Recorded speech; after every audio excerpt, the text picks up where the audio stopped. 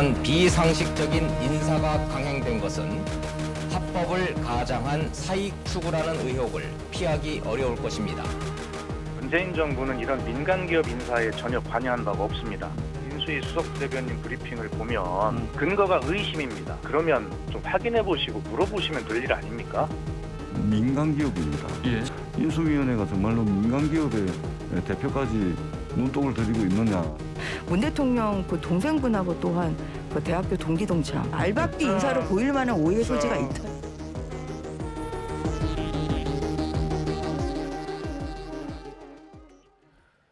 봉합 국면으로 접어드는 듯했던 청와대와 윤석열 당선인 측 갈등에 다시 불이 붙고 있습니다. 두 달여 앞으로 다가온 지방선거를 앞두고 또 주요 지역 선거판도 요동치고 있죠. 나이트 포커스 오늘은 젊은 분들을 좀 모셨습니다. 임승호 전 국민의힘 대변인, 하헌기 전 더불어민주당 상근 부대변인과 함께 관련 소식들 자세히 다뤄보겠습니다. 어서 오십시오. 안녕하세요. 네, 반갑습니다. 자, 오늘 처음 이제 이야기 나눠볼 부분은 저희가 이제 영상으로 좀 살펴봤지만 청와대와 인수위가 다시 조금 맞붙는 모양새예요. 네. 회동 이후에 인사권 가지고 기자들이 질문을 했었습니다. 그랬더니 이렇게 얘기했어요. 뭐 실무 측에서 이제 뭐 이야기를 나눠갈 것이다. 이런 얘기가 있었습니다. 지금 그렇다면 협의가 잘 이루어지고 있지 않다. 이렇게 볼 수 있을까요? 저는 사실 이제 무드가 바뀌었기 때문에 실무진끼리는 협의가 잘 되고 있다고 기대하고 있는데요. 네. 대우조선해양 같은 경우에는 그 사장이 뭐 차기 정부의 국정 운영 기조 뭐 이런 거랑 관계 없는 곳이지 않습니까? 예. 제가 뜬금없는 이슈로 지금 부상했다 이렇게 보고 있습니다. 뜬금없는 이슈를 부상을 했다라고 판단을 했는데 국민의힘에서 어쨌든 국민의힘이 아니라 인수위 측에서죠. 일단 포화를 시작을 했다고 볼 수가 있을 것 같아요. 인수위 입장은 지금 대우조선 같은 경우에는 민간 기업이라고 얘기를 하고 있지만 사실 그 지분의 55%가 지금 산업은행 측에 있기 산업은행. 때문에 지금 절대적인 주주권과 경영권을 행사할 수 있는 측이 산업은행이다. 그래서 공기업으로 볼 여지가 있다라는 입장이고 또 이런 부분에 있어서 대표가 선임되는 과정에서 뭐 그것이 직접적으로 개입이 있었든 없었든 최대 주주가 정부와 유관 기업이라는 그런 측면에서 어쨌든 눈치를 볼 수밖에 없다라는 입장이고 과연 이것이 부실 기업으로 더군다나 지금 분류되고 있는 대우조선의 향후 방향을 결정하는데 지금 문재인 정권의 어떤 산업은행, 그 지금 대주주 같은 경우에 예. 이런 식의 영향력을 행사할 수 있는 소지가 보이기 때문에 부적절하다라는 입장이고요. 근데 저는 본질은 사실 계속해서 이어온 어떤 감사원과 그리고 선관위에서의 지금 알박기 논란에서 불거진 것 같아요. 사실 이어져 온 부분, 거다. 예, 이 예, 부분 예. 같은 경우에는 뭐 민간 기업으로 해석할 여지도 분명히 있습니다만 네. 사실 감사원 같은 경우는 감사위원을 선임하는 과정에서 향후 회계 감사를 하게 된다면 그것은 성형 없이 어떤 정부에 대해서도 이루어질 텐데 그럼에도 불구하고 몇 년의 임기를 가져가는 문재인 정부의 철학이 담긴 감사원이 지금 출범해야 될 굉장히 시급한 과제가 있느냐라는 것이 지금 인수위의 입장이고 이러한 예. 측면에서 어떤 감사원과 선관위 어떤 예. 인사와 관련해서 지금 계속 논란이 이어지고 있기 때문에 예. 그 부분과 관련해서 지금 이 대우조선 관련해서도 그 논란이 계속 이어지는 걸로 봐야 될 것 같습니다. 이어진 논란이다 이렇게 예. 보셨는데요. 일단 저희가 이야기를 좀 준비해봤습니다. 인수위 입장도 함께 있고요. 박수현 청와대 국민소통수석도 이야기가 있습니다. 저희가 함께 모았습니다. 함께 들어보시죠. 하여튼 모욕당하는 그런 느낌이었다는 말씀을 드립니다. 아주 좋은 업무 인수인계를 하기 위해 노력하는 중인데 이렇게 찬물을 끼얹는 이런 브리핑을 하셨으면 그리고 청와대가 사실이 아니라고 이렇게 말씀을 드리면 저는 정중하게 사과해야 한다고 생각합니다. 저희 인수위에서 문제 제기를 하는 것은 임기 말에 벌어지고 있는 이 인사와 관련된 모든 논쟁의 본질은 인사권 다툼이 아니고 신구 권력의 충돌이 아니고 국민의 세금이 들어간 이 문제를 어떻게 하면은 새 정부와 국민이 해결할까에 대한 방법을 모색하자는 취지였습니다. 이 문제가 인사권 다툼으로 본질이 호도되거나 변질되는 데에 대해서 저희는 안타까움을 갖고 있습니다. 이 녹취만 봐도 시각차가 확 드러나는 것 같아요. 그러니까 지금 청와대 측에서는 가만히 있었는데 왜 그러느냐 이런 분위기인 거였고요. 인수위 입장에서는 사실 이 문제 자체에 더 근원적인 문제가 있다라는 거예요. 이런 문제 제기를 할 필요가 있다라는 주장인 거고요. 뭐 아까 전에 임 대변인이 얘기했던 것처럼 감사위원 같은 경우에는 저런 문제들을 받아들여서 청와대에서 인사를 포기한 걸로 압니다. 그래서 이제 다음 정부로 넘긴 걸로 아는데 이 지금 대우조선 해양 사장으로 선임된 분은요. 해양대학교를 나와서 36년간 대우조선 해양에 근무했고 예. 그 근무하는 과정에서 전무도 하고 부사장도 하고 조선소장도 했습니다. 그리고 이사회와 주주총회 의결을 거쳐서 네. 그래서 사장으로 지금 임명이 된 분이죠. 얼마나 이게 지금 자본주의적이고 능력주의적입니까? 사실 이런 할 수 있는 부분인데 여기에 대해서 알박기라고 주장하는 것은 마치 저한테는 이렇게 들리는 거예요. 이제 국민의힘의 차기 정부에 어떤 할당제로서 남겨놓으라는 거냐 그러면은 말이 안 되지 않습니까? 그래서 예. 이런 부분들에 대해서 약간 지금 논리가 부족하다 보니까 후퇴하는 것처럼 보이는데요. 아무리 공적 자금이 들어가 있는 회사라고는 해도 민간 기업입니다. 예. 민간 기업에서 주주 자본주의의 어떤 그 의결 방식을 통해서 선임됐기 때문에 예. 우리가 여기까지는 좀 가지 말자 이런 말씀을 드리고 싶어요. 예.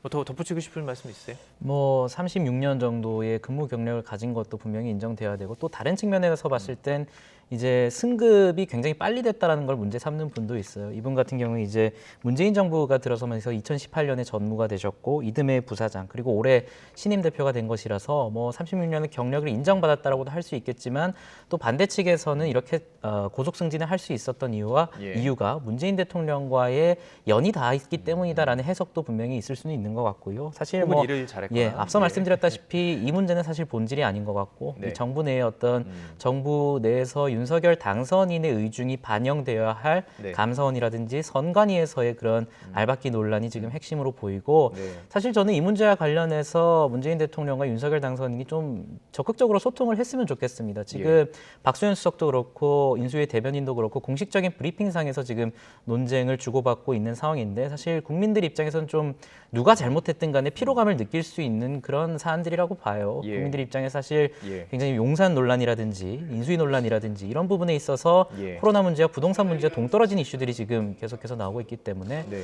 저는 문재인 대통령과 윤석열 당선인이 필요하다면 언제든지 적극적인 소통을 통해서 예. 이 문제를 좀 현명하게 풀어나갔으면 좋겠습니다. 또 만나거나 만나지 않더라도 얼마든지 뭐 소통을 할 수 소통은 있는 부분이기 가능하니까. 때문에 예. 국민 입장에서 볼 때는 사실 좀 불안할 수 있어요. 이 계속 충돌이 일어나고 인사 측에 이렇게 문제가 있다면 자 그렇다면 이거 어떻게 좀 돌파구를 찾아야 할까요? 지금 뭐 연일 사실 뭐 덮을만 한데도 계속 양측에서 목소리가 나오고 있거든요. 저는 이런 문제는 지금 사실 인사권 있잖아요. 이거 거의 역사적으로 계속 반복돼 있던 어떤 논란이거든요.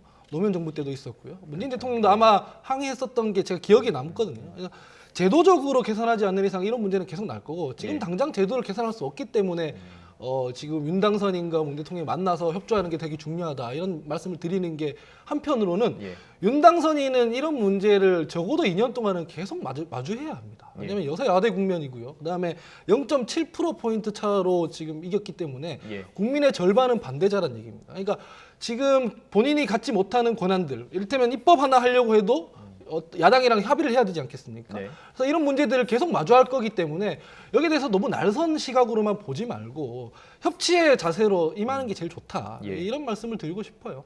협치하는 모습들을 인사권에서부터 볼 수 있다면 지금 뭐 말씀드렸던 그 국민들의 불안감은 조금 해소될 수 있지 않을까라는 기대를 좀 해보고요. 자 계속해서 이야기를 좀 이어나가 보도록 하겠습니다. 두 번째 주제를 좀 얘기 나눠볼 텐데요. 김정숙 여사의 옷감 문제가 또 이 특수활동비 공개 문제를 두고도 양측이 공방을 벌이고 있죠. 역시 발언 준비했습니다. 함께 들어보시죠.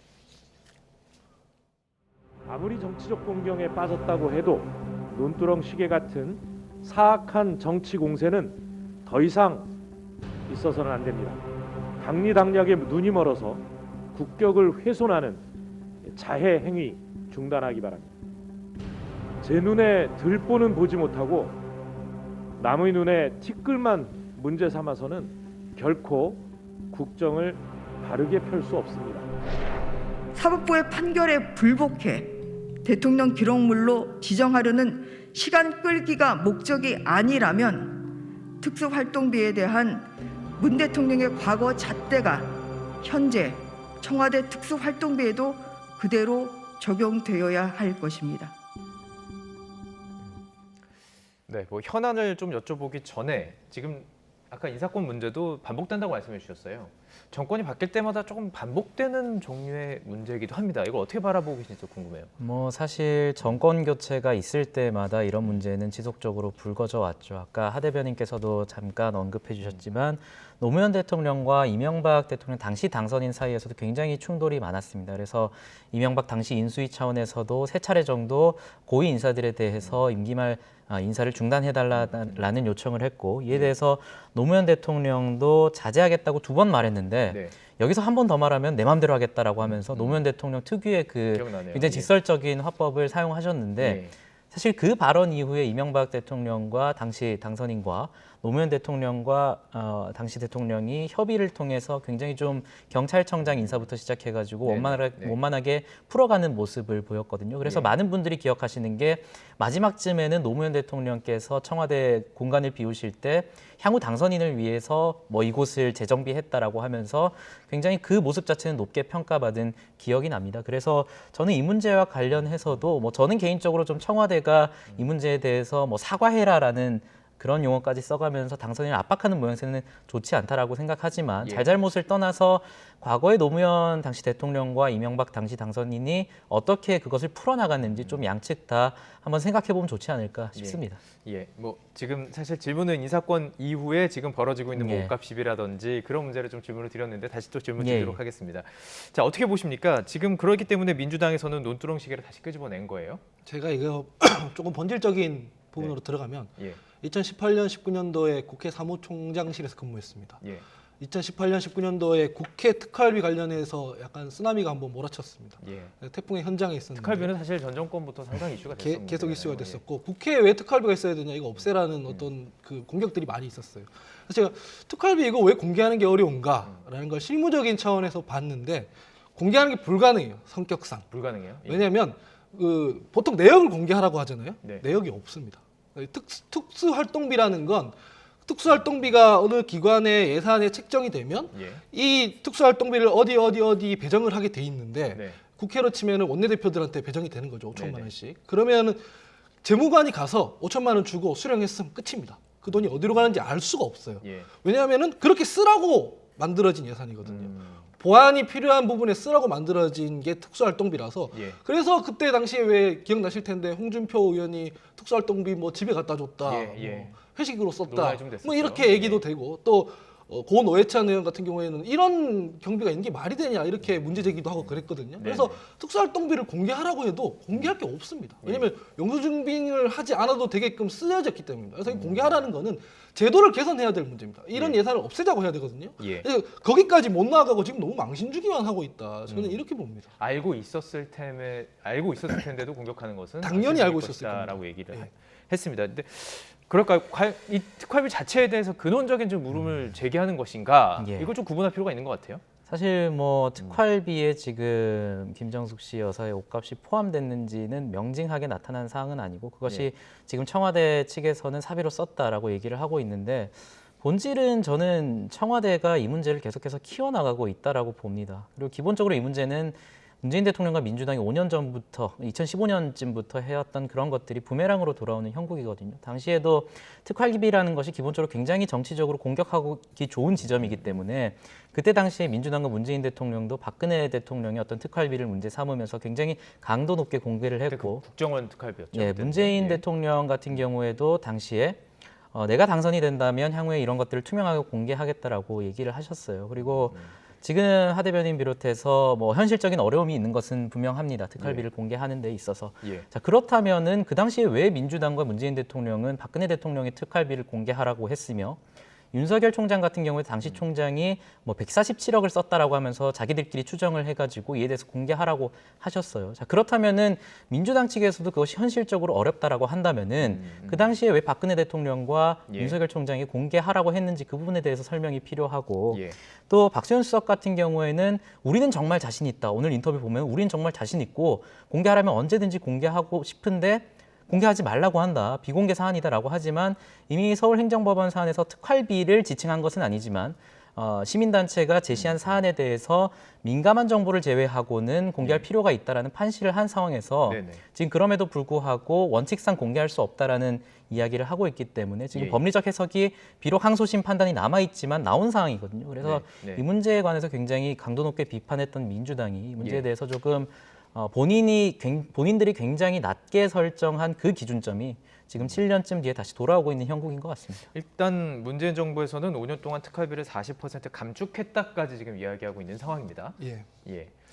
그러니까 아까도 말씀드렸지만 특수활동비는 물리적으로 공개가 불가능한 거고요. 5년 전의 얘기는 어떻게 된 거냐면, 저는 아까 앵커님께서 말씀하셨다시피 특수활동비 자체를 공개하는 게 아니라 국정원에서 상담을 했지 않습니까? 그것도 어떻게 공개됐냐면 그 국정원에 있었던 기조실장 계속 예산을 만졌던 사람이 그 증언을 했습니다. 그 증언을 통해서만 밝혀진 거거든요. 그래서 검찰 수사를 통해서 밝혀진 거고, 그렇다면은 왜 국정원의 특수활동비가 청와대까지 올라갔느냐, 이 내역을 계속 공개를 해야 된다, 이 논인 거죠. 근데 지금 청와대에서 사용하는 국가안보를 위한 특활비는 별도의 문제입니다. 이걸 공개하라는 건 완전 차원이 다른 문제인 거거든요. 대통령 비서실에서 사용한 특활비. 그럼요. 거기도 국가안보실이 있기 때문에 그건 완전히 다른 문제라는 점을 말씀드리고, 이게 지금 정권이 바뀔 때마다 논란이 되는데 제가 봤을 때는 제도 개선이 필요해 보입니다. 이런 예산이 진짜 필요하다면 특정 업무 경비라고 해서 지출 증빙이 필요하고 비공개로 처리한다든가 이런 게 필요하지, 지금 서로 너무 망신 주기에 너무 돌몰하고 있다, 이런 거거든요. 그리고 법원 판결에서도 보면 그 김정숙 여사의 의전 비용에 예산이 들어갔는지를 공개하라고 돼 있어요. 그렇지만 거기에 특활비 사용 여부가 어떻게 돼 있는지는 공개하지 말라고 했습니다. 그러니까 법으로도 공개하지 말라고 돼 있는 거예요. 그러니까 사면 초과인 거거든요. 이런 부분에 대해서는 좀 차분하게 논의할 필요가 있다. 이건 너무 망신주기다. 이렇게밖에 볼 수 없다는 거죠. 제도 개선이라는 말씀을 계속 해주시는데 인사권도 마찬가지고 특활비에 대해서도 과연 정말 필요한 것인지에 대한 근원적인 물음은 매번 드는 게 사실인 것 같아요. 진지하게 다뤄볼 필요가 있는 것 같습니다. 또 이런 가운데 김정숙 여사의 지인의 딸, 그러니까 디자이너, 아는 디자이너의 딸이 청와대에서 채용돼 근무 중인 것으로 알려지고, 또 이것에 대해서 국민의힘 측에서 지금 공격을 하고 있습니다. 어떻게 생각하세요? 뭐 이 문제는 사실 좀 신중하게 접근할 필요는 있습니다. 왜냐하면 지금 계약직이고 해당 어떤 디자이너의 따님의 경력을 보니 사실 그쪽으로 근무한 경력이 있어서 좀 신중하게 볼 필요는 있는데, 그럼에도 불구하고 오늘 박수현 수석의 인터뷰를 비롯해서 청와대의 반응이 너무 아무 문제 없다라는 식으로 가는 것은 좀 곤란하다. 지금 왜 이게 논란이 되는지조차 모르겠다라는 식으로 대응을 하고 있거든요. 하지만 국민적인 어떤 정서로 봤을 때 김정숙 여사가 지금 문재인 대통령이 당선되기 이전부터 굉장히 애용하던 그런 디자이너의 제품들이고, 실제로 외빈 방문을 할 때도, 외국을 방문을 할 때도 그 디자이너의 옷이나 액세서리 같은 것들을 굉장히 많이 활용했다라는 보도가 나오지 않았습니까? 그러한 상황에서 결국에는 이 문제도 가장 핵심적인 지점은 그 따님분이 청와대에 들어가는 과정에서 누가 추천을 했냐가 문제되는 것 같아요. 그래서 그 과정이 정말로 투명했는지, 내지는 그분을 추천한 인물이 어떤 인물인지에 대해서는 적어도 청와대에서 계략적으로도 공개할 필요가 있습니다. 왜냐하면 국민적인 시선에서 봤을 때 김정숙 여사의 개인적인 인연이 있는 사람의 딸이 청와대로 들어가는 것이 옳은가에 대한 비판은 분명히 합리적인 비판이 될 수 있기 때문에 뭐 이 문제를 가지고 뭐 특혜 채용 의혹이 확정되었다라고 하는 것도 조심해야겠지만, 청와대 같은 경우에도 이 문제는 뭐 국민적 시선에 아무 문제 없다라고 하고 넘어가는 것도 조금 국민 정서가 많이 떨어져 있다라고 생각합니다. 대략적인 공개는 좀 필요하지 않느냐, 그 과정 속에서 이 얘기까지 해주셨습니다. 근데 저는 별정직 공무원들의 경우에는 그 원래 자기 역량 보고 뽑아 쓰는 게 관례고, 그 규정에 아무 문제가 없기 때문에 특혜 시비가 붙는 게 되게 이상하게 느껴지기도 하고요. 다만 국민적 공감대에 국민적 시선에서 볼 필요는 있다고 생각을 합니다. 그 행정요원이라고 하면은 보통 9급 공무원부터 6급 공무원까지를 얘기하거든요. 특혜를 줄 만한 자리는 아닙니다. 사실은 옛날에 3급 그 헬스 트레이너 윤전초 씨라든가요, 그 정도 위치가 돼야 이제 뭐 인사특혜 이런 얘기를 할 수 있는 거지. 6급 그 행정요원은 생각보다 되게 낮은 급수라서 청와대 내에서는, 그래서 특혜 시비까지 붙을 만한 자리는 아니다. 그래서 너무 예민하게 공방할 일도 아닌 것 같다, 이렇게 봅니다. 그럼 왜 이 시점에서 이런 문제들이 계속 반복되는 걸까요? 저는 정권이 한 게 이게 지금 실제로 망신주기를 하고 있다고 생각이 자꾸 들어요. 왜냐면 합리적으로 이를테면 이런 겁니다. 아까 전에 산업은행 혹은 한국은행 총재라든가 뭐 감사위원 이런 거에 대해서 예민하게 구는 건 솔직히 좀 이해할 수 있습니다. 당연히 정권 새로 출범하는데 새 정부의 기조에 맞는 사람들이랑 같이 가고 싶죠. 임기 내내 문정부 지난 정권에서 임명돼 있던 사람이 그 인사가 계속 앉아 있는 건 불편할 수 있습니다. 그런 건 이해할 수 있는데, 이런 부분에 대해서는 사실 국민들이 그렇게 궁금해하는 사안인가 잘 모르겠습니다, 저는. 제가 조금 더 붙이자면 하 대변인이 말씀하신 것 중에 어떤 6급 행정직 자체는 뭐 특혜 대상이 아니다라고 말씀을 하셨지만, 사실 그것을 활용하고 민간으로 다시 돌아갔을 때 그 청와대 경력직을 굉장히 활용할 수 있는 여지가 있기 때문에 이 부분 뭐 직책 자체로 판단할 문제는 아니고 그 파급 효과를 조금 생각할 필요가 있고, 뭐 망신주기 어떤 언론의 과도한 보도는 저는 분명히 자제될 필요가 있지만, 청와대의 태도가 지금 굉장히 오락가락하고 있어요. 사실 이 문제가 처음 나왔을 때 탁현민 비서관이 인터뷰에 응해가지고 뭐 카드로 썼다라고 얘기를 하다가 현금을 지급한 것이 드러나자 지금 박수현 수석 같은 경우에는 뭐 예우 차원에서 현금을 뽑았다. 근데 명장에게 그것을 예우 차원에서 현금과 카드를 혼용해서 지급할 필요는 없거든요. 신발 오히려 같은 경우는 예. 뭐 카드로 했다고 또 얘기가 다시 예, 나왔어요. 그래서 예. 지금 또 뭐 세금 계산서를 처리했다라고 네. 하는데 장인 측에서는 세금 계산서 처리한 적 없다. 뭐 이것이 저는 고의적이라고까지 말하고 싶진 않지만 예. 청와대에서 지금 교통 정리가 되지 않고 있어요. 그래서 계속해서 오락가락 해석이 되고 있다 보니까 이러한 차원에서 국민들이 혼란을 느끼는 것이고 그렇다면 이것을 한 번 더 계속해서 검증해보자라고 예. 나아가니까 지금 디자이너의 어떤 따님 경력까지 조사하다 보니 이런 것들이 계속 나오고 있거든요. 그래서 예. 저는 이 문제에 대해서 뭐 김정숙 여사의 직접적인 메시지는 아니더라도 김정숙 여사가 어떠한 경위로 옷값에 대해서 뭐 사비를 지출했는지 그리고 세금 계산서는 어떻게 됐는지에 대해서 조금 정돈된 입장을 청와대 측에서 좀 교통 정리를 해서 발표할 필요가 있지 않나 생각합니다. 예. 저 말씀은 제가 봐서 일리가 있는 것 같습니다. 청와대에서 예. 발표하는 게 너무 오락가락한 건 사실이고요. 예. 홈페이지에 보면은 김정숙 여사 뭐 의전 비용에 예산을 뭐 어느 정도 참조한다 적혀놓고 짧게 나와 있죠. 예 그래놓고 뭐 그 방송 나와서는 뭐 사비로 썼다고 하고 이게 지금 오락가락이지 않습니까? 예. 특혜민 비서관이 나와서 해명할 일이 아니고 예. 이거는 정돈해가지고 대변인이 공식적으로 발표할 일이지 너무 신경질적으로 보이는 면모가 있습니다. 그래서 예. 지금 일이 커지는 것도 있어요. 예. 이건 일리 있다 생각해요. 예, 조금 전에 말씀해 주셨던 두 분 중에 누가 말씀해 주신 국민적 눈높이인 것 같습니다. 예. 국민적 눈높이가 어디 있는지를 잘 판단할 필요가 있을 것 같고요. 자, 이제 지방선거계를 좀 해볼 텐데요. 민주당 측이니까 좀 질문 드릴게요. 송영길 전 대표가 서울에서 어제 이제 얘기를 나눴습니다. 이제 오늘 이제 얘기가 어떤 얘기가 나올까 뭐 계속 저희들이 뭐 추측을 했었지만 출마할 것 같다라는 분위기였어요. 그리고 예. 오늘 실제로 이제 저도 이제 SNS에 읽어봤는데 결단을 했습니다. 예. 어떤 배경이 있었다라고 판단하시는지요? 저는 사실 송영길 대표 이거 고민 많이 했는 걸로 알고 있습니다. 네. 왜냐하면은 대선 기간에 불출마 선언을 하셨습니다. 예. 정치 쇄신을 얘기하면서 맞아요. 예. 불출마 선언을 한 데다가 대선에 패배했습니다. 예. 대선 패배한 지도부고 그래서 물러났습니다.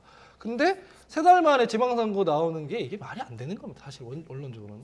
그러나 서울이라는 지역이 지금 민주당에서 엄청 어려운 지역이라서 후보 찾기가 어려운 상황이거든요.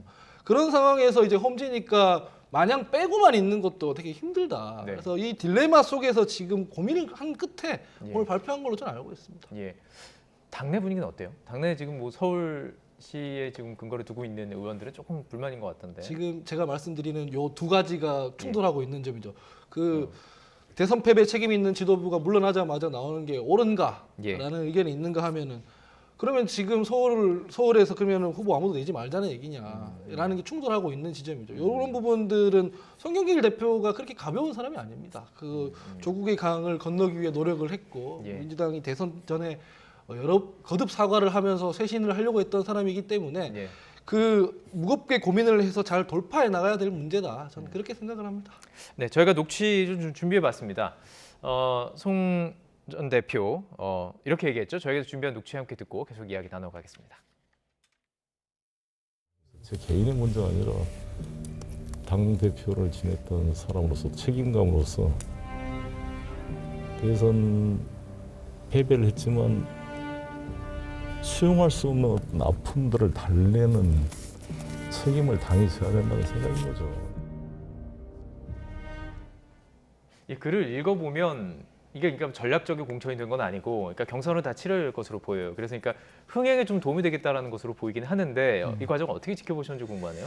글쎄요, 뭐 송영길 대표의 출마 자체에 대해서는 뭐 민주당의 입장이기 때문에 좀 조심스럽긴 한데요. 네. 송영길 대표 입장에서는 어떻게 보면 정치적으로 가장 큰 어떤 위기가 될 수도 있고 또 한편으로는 별의 순간이 될 수도 있다라는 지점에 왔다. 왜냐하면 지금 말씀하신 대로 책임질 위치에 있는 사람이 서울시장에 나오는 것 자체도 굉장히 부담스러운 상황인데 말씀하신 대로 지금 민주당 내 서울에 입지 있는 분들이 오세훈 시장과의 대결을 상당히 부담스러워하는 상황이 될 수밖에 없거든요. 지난 보궐선거에서도 상당히 지난 보궐선거가 치러진 지도 얼마 안 됐는데 그 사이에 그 큰 격차를 따라잡기도 힘든 상황이고 정권 교체까지 된 상황이기 때문에 네. 개인적인 어떤 정치적인 경력을 생각했을 때는 출마하기 어려운 게 사실이죠. 그래서 네네. 송영길 대표는 만약에 이 선거에서 저는 개인적으로 가능성이 좀 낮다고 보지만 오세훈 시장을 이긴다면은 예. 뭐 그것 자체로는 송영길 대표의 어떤 뭐 정치적 경력에 있어서 굉장히 큰 별의 순간이 될 것이고 네.